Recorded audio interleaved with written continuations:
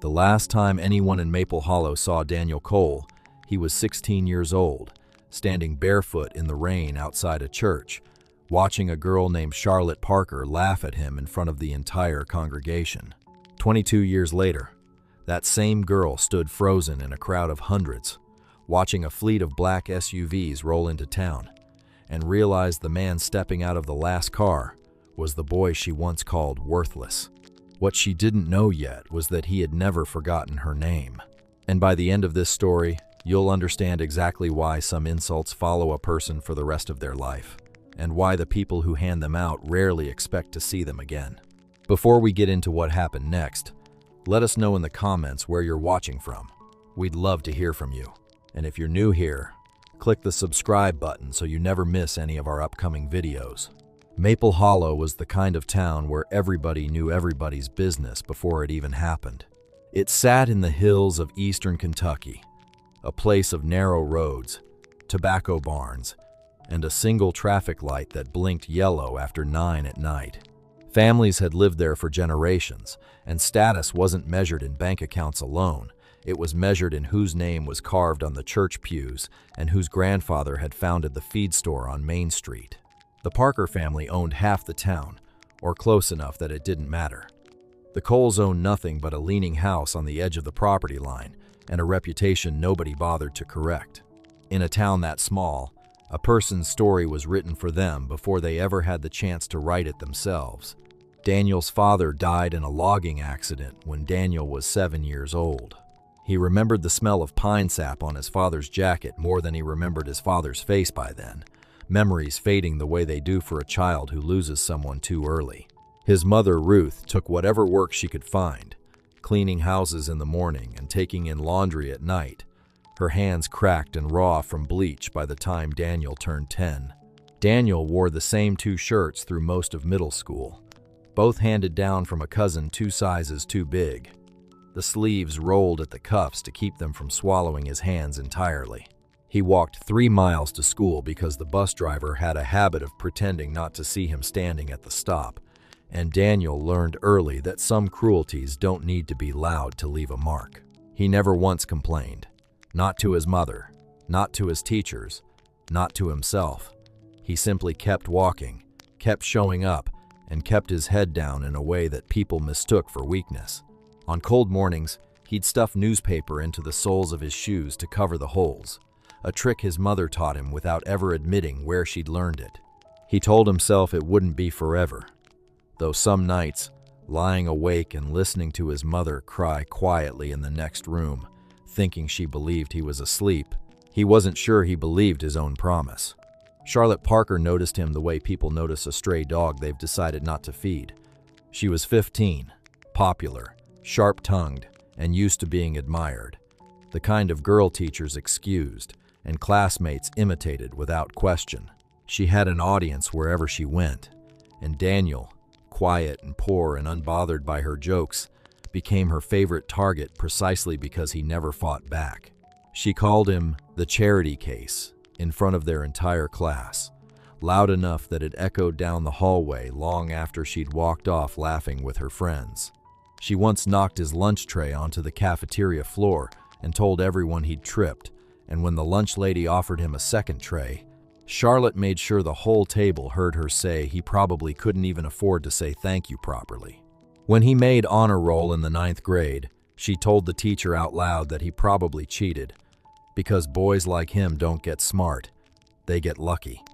The teacher, a young woman new to the school and unwilling to challenge the Parker name, simply moved on without correcting her. Daniel sat in the back row that day, staring at his own name printed neatly on the honor roll list, and felt something he wasn't expecting. Not pride, but a strange, quiet grief, the sense that even his best moments would always be taken from him by someone louder. Daniel never cried in front of anyone. His mother used to find him sitting on the porch steps some evenings, staring at nothing, and she'd sit beside him without saying a word, because she understood that some pain doesn't need commentary. The porch boards creaked the same way every time she lowered herself down next to him, a small, familiar sound that told him he wasn't entirely alone in the world, even when it felt that way at school. One evening, An old man named Walt Pruitt, who ran the hardware store and had known Daniel's father, sat down next to him and said something Daniel would carry for the rest of his life. Walt smelled like sawdust and pipe tobacco, and his voice was low and unhurried, the voice of a man who'd buried enough friends to know which words actually mattered. He said, "Son, people like that only laugh loud because they're scared of being forgotten. You keep walking. One day you won't even remember her name, but she'll never forget yours." Daniel didn't believe him. Not yet. He was 16, and 16 doesn't yet understand how long a life actually is, or how much time it gives a person to prove an old man right. By the time Daniel turned 16, the humiliation had become routine, almost expected, the way bad weather is expected in November. Charlotte's cruelty had refined itself into something quieter and more effective than shouting. She'd smile at him in hallways just to watch him flinch, then act confused when he didn't respond, telling her friends afterward that he was clearly unstable or probably jealous. She spread a rumor that his mother had been fired from a housekeeping job for stealing, a lie that took months to unravel and left Ruth Cole in tears at their kitchen table, her hands shaking around a coffee mug she never actually drank from that night. Daniel remembers standing in the doorway that night, watching his mother cry over something she didn't do, listening to the low hum of the refrigerator and the tick of the kitchen clock, feeling something inside him go quiet and still, like a door closing softly instead of slamming. He didn't say anything to her. He simply walked over, sat down across from her, and stayed there until she stopped crying, because some nights the only thing a person can offer is presence, not solutions. The turning point came on a Sunday in October, during the town's Harvest Festival, an event the whole county attended. Charlotte's father, Richard Parker, a man who owned the local bank and half the buildings downtown, had a habit of making examples out of people in public, believing loudly and often that respect had to be reminded of itself. That day, in front of nearly 200 townspeople, surrounded by the smell of kettle corn and the sound of a local band tuning up on a small stage, Richard confronted Ruth Cole about a small unpaid loan, raising his voice loud enough for the whole square to hear, calling her family a drain on the town's decency. Charlotte stood beside her father, arms crossed, smiling the exact smile Daniel had learned to dread, the kind of smile that told him she wasn't embarrassed by her father's cruelty, she was entertained by it. Daniel stood frozen near the pie stand, holding his mother's arm as she trembled, aware of every eye in the square turning toward them, aware of the particular silence that falls over a crowd when it's decided not to intervene. Something in him broke that day, but it had nothing to do with anger. It felt more like clarity, the kind that arrives all at once and never fully leaves afterward. That night, Daniel sat across from his mother at their small kitchen table, the same creaking chair, and said quietly, "I'm not staying here forever, Mama. I promise you that." Ruth didn't argue. She had watched her son absorb humiliation for years without complaint, and she recognized the look in his eyes wasn't rebellion. It was resolve. The same resolve she'd seen in his father once, years before the accident took him. 2 weeks later, on the morning of his 17th birthday, Daniel packed a single duffel bag before sunrise, folding his 2 shirts carefully, even though they barely needed it. He left a note on the table telling his mother he loved her and would send for her soon, and walked to the county bus station in the dark, his breath visible in the cold morning air. He didn't say goodbye to anyone else. By the time the town noticed he was gone, the rumors had already started, each one wilder than the last, some saying he'd run off with stolen money, others saying he'd simply vanished the way his father's memory had, slowly and then all at once. If you're still with me, drop a comment below and tell me, have you ever been underestimated by someone who thought they knew exactly who you were? I'd love to hear your story. The next 11 years of Daniel's life were nothing like the rags to riches stories people tell at dinner parties. He arrived in Louisville with $60 folded into his sock and no plan beyond surviving the week. He slept in a shelter for the first 2 months, sharing a room with men twice his age who had their own long, quiet stories. Then, in the back of a diner, where the owner let him sweep floors in exchange for a mattress in the storage room, the smell of frying oil clinging to his clothes every night as he fell asleep.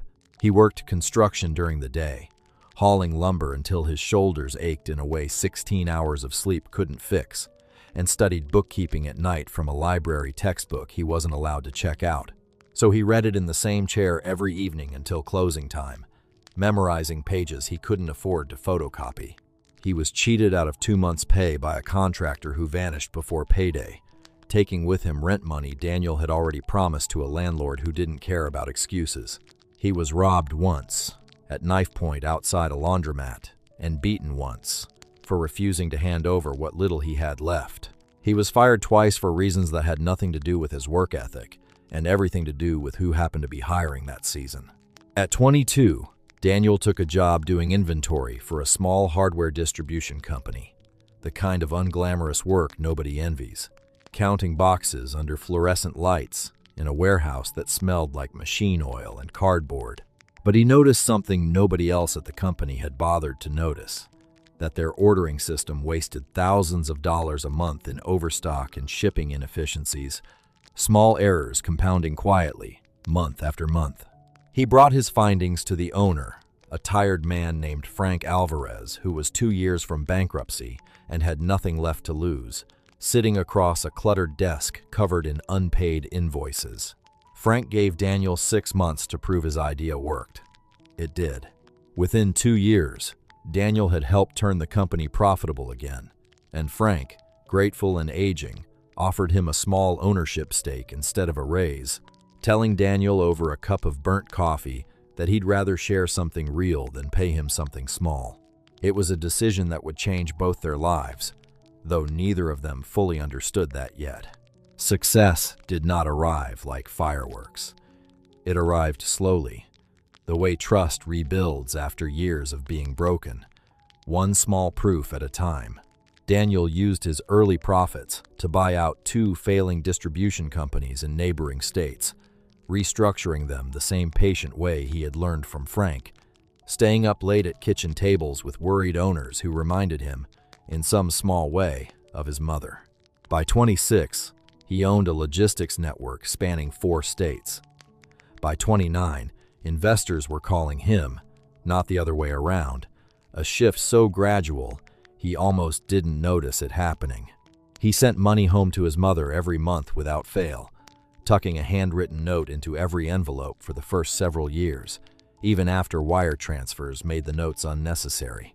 Finally, when he could afford it, he moved her out of the leaning house and into a small brick home outside Lexington, close enough to visit, far enough from Maple Hollow that the whispers couldn't reach her anymore. Ruth cried the day she saw the new house, not from the size of it, but from the quiet, the absence of creaking boards and cold drafts she'd lived with her entire life. Meanwhile, back in Maple Hollow, the Parker family's fortune had begun a slow, quiet collapse, the kind that takes years to notice and only moments to finish. Richard Parker had overextended the bank on bad loans during a regional downturn, and by the time Daniel turned 30, the Parkers had lost the bank, then the buildings downtown, then most of their land, piece by piece, the way pride often disappears. Charlotte, now in her mid-30s, had married and divorced twice, both times to men who left when the money did, each departure a little quieter than the last. She worked part-time at a pharmacy in town, a job she once would have considered beneath her family's name, ringing up prescriptions for people who used to ask her family for loans. She rarely spoke about her childhood anymore, and when Daniel Cole's name came up, which it did less and less over the years, she changed the subject quickly, the way people do when a memory still stings more than they'll admit, even to themselves. Daniel never set out to humiliate anyone in return. That was never the plan. Not once. Not even in his angriest years. Not even on the nights when the memory of that harvest festival still surfaced uninvited. What he did want, quietly and persistently, was to build something no one could take from him or his mother again. Something sturdy enough to survive other people's opinions of him. At 34, he founded a foundation focused on rural economic development, aimed specifically at towns like the one he grew up in, towns the rest of the country had quietly written off years earlier. It started small, funding a handful of scholarships in 3 counties, letters mailed to kids who reminded him, in one way or another, of himself at 16. Within 4 years, it had grown into one of the most respected rural development foundations in the Southeast, and Daniel Cole, once the barefoot boy nobody expected anything from, had become a name whispered with a very different tone entirely. Though he rarely gave interviews and almost never appeared in photographs. The announcement came on a Tuesday morning in early spring. A regional news outlet reported that an anonymous foundation was investing $40 million into the revitalization of a small Appalachian town, rebuilding its main street, funding a new elementary school, and offering grants to struggling family farms. Speculation spread for weeks about which town had been chosen, local papers running theories, radio hosts taking guesses on air. Then, 3 days before the ribbon-cutting ceremony, a single detail leaked. The town was Maple Hollow. Nobody in town knew who was behind it. Nobody, until the morning of the ceremony, when a line of vehicles pulled up outside the old church, and a man stepped out that half the town hadn't seen in 22 years. The crowd went silent. In a way, silence rarely happens in a town that small. The kind of silence you could hear the wind move through. Daniel Cole stood at the top of the church steps, older, composed, wearing a plain gray suit instead of anything flashy, exactly the kind of understated confidence that made people lean in rather than look away. Somewhere near the back of the crowd, Charlotte Parker stood frozen, a grocery bag still in her hand, her mouth slightly open, unable to reconcile the boy she remembered with the man standing in front of her. He didn't look at her right away. He looked at the church, at Walt Pruitt's old hardware store, now boarded shut, its faded sign still creaking slightly in the wind, at the porch steps where he used to sit with his mother in silence, decades of memory folding quietly into a single moment. Then, finally, his eyes found Charlotte's, and something passed between them that neither the crowd nor the cameras could fully capture, a recognition older than either of them wanted to admit. He didn't raise his voice. He didn't smile, the triumphant smile people expect in these moments, the kind reserved for movies rather than real life. Instead, he walked directly toward her, while the entire town watched, boots quiet against the gravel, and said only, "It's been a long time, Charlotte." She stammered an apology that came out broken and incomplete, words tumbling over each other, decades of guilt finally finding an exit after years of being pushed down and ignored. Daniel let her finish. Then he said something that surprised everyone standing close enough to hear it. He said, "You don't owe me an apology you're only giving because you're scared. You owe yourself an honest look at who you were and who you want to be now. That's between you and yourself, not me." He didn't wait for a response. He simply nodded once, the way you might nod at a closed chapter, and turned to greet the mayor, waiting a few steps behind her. Over the following months, Daniel's foundation rebuilt Maple Hollow's elementary school, repaved its main roads, and funded a small business grant program that helped 11 local families, including, quietly and without any public announcement, a modest loan that helped Charlotte open a small flower shop on the same street where her father's bank once stood, the same street where she used to walk past him without looking twice. Daniel never asked for credit, and he never mentioned it publicly, insisting the paperwork list only the foundation's name. When a local reporter asked him directly why he chose to help the town that had humiliated his family for years, he gave an answer that ran in 3 regional newspapers and was quoted at length, an answer worth thinking about for longer than it takes to read it. He said that anger is a fuel that runs out eventually, and if you spend your whole life burning it, you end up with nothing left but ash. He said his mother taught him that dignity isn't loud, it's steady, and that the people who mocked him weren't powerful. They were frightened of becoming irrelevant, and frightened people often hurt others, just to feel bigger for a moment, even if only for an afternoon. He said the greatest satisfaction he could imagine wasn't watching Charlotte Parker struggle. It was making sure no other child in that town ever had to walk 3 miles to school in shoes with holes in them because no one thought he mattered enough to notice.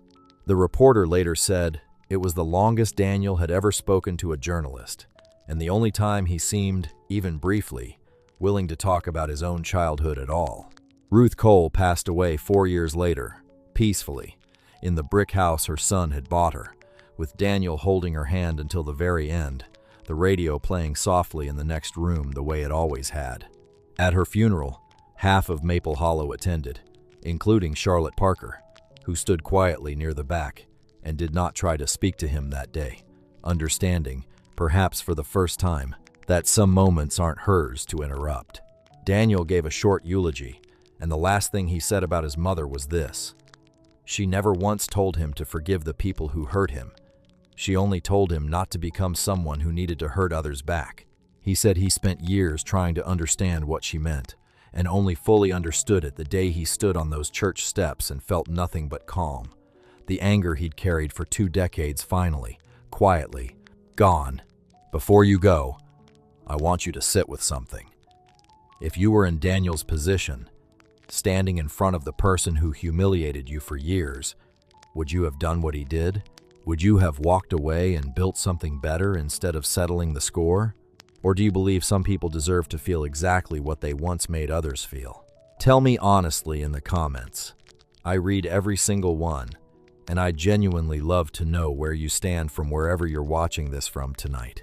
If this story moved you even a little, stay close, because next time we're telling the story of a woman who spent her whole life believing she ruined her own family's future, only to discover, decades later, that the man she thought she destroyed was the very reason her children were still alive.